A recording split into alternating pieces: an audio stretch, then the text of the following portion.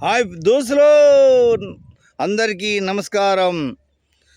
Friends, ఈ ప్రపంచంలో బతకాలంటే డబ్బు కావాలి.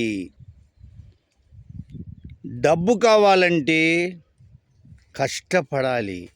కష్టపడాలంటే మంచి ఆరోగ్యం ఉండాలి, మంచి బలం ఉండాలి, దాంతోపాటు తెలివి ఉండాలి.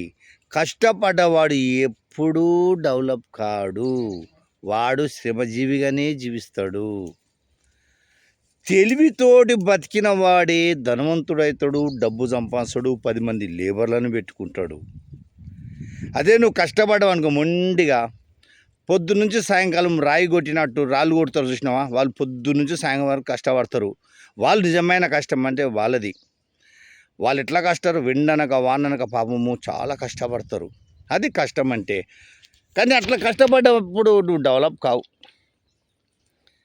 శ్రమ, మనం కష్టపడతాం కదా, ఈ చెమట బిందు వెనుక నీ ప్రతిఫలం ఉంటుంది.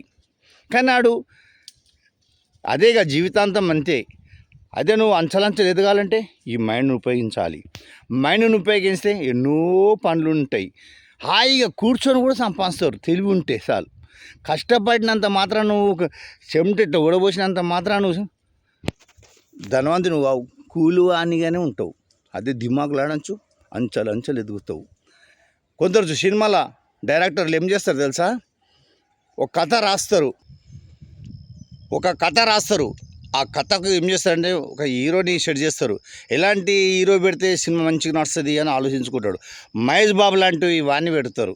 మహేష్ బాబు లాంటి వాడిని పెట్టి కథ మంచి మంచి అందగతిని పెడతారు. పెట్టి ఆ కథ రాసిన కథ ఏం చేస్తారంటే ఒక మంచివాడు బాగా డబ్బును తీసుకొచ్చి పెట్టుబడి పెట్టి ఇక వాని మైండ్ వాని డబ్బులు పెట్టి సినిమా తీస్తారు.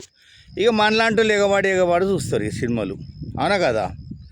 అందుకే ఫ్రెండ్స్, అర్థమవుతుందా ఫ్రెండ్స్, మనలాంటి వాళ్ళు ఎగవాడి పిచ్చుకోకలేక సినిమాలు చూస్తారు. ఇక వాళ్ళు 20, నీకు డబ్బు ఉంటే నువ్వు కూడా 20 కదా. డబ్బు ఉంటే నువ్వు కూడా 20. డబ్బు ఉంటే మనం కూడా ఒక మహేష్ బాబు లాంటి వాళ్ళని పెట్టి హీరోగా తీయవచ్చు. ఏమంటావు, అవునా కదా. అందుకే కోటి విద్యలు కూటి కొరకు అంటారు. ఏ పని చేయి, కష్టపడి సంపాదించుకోవాలా, సంపాదించి కూడబెట్టుకోవాలా, మంచిగా మోసం చేయకుండా బతకాలా. ఏమంటారు ఫ్రెండ్స్, కోటి విద్యలు కూటి కొరకు. అందుకే తెలివితో చేసినోడు డెవలప్ అవుతాడు, కష్టపడ్డవాడు కూలిగానే బతుకుతాడు. అందుకే కష్టపడి సంపాదించుకోండి, తెలివితోటి బతకండి. మీకు అర్థమైంది కామెంట్ అండి. మీ గంట రాజా.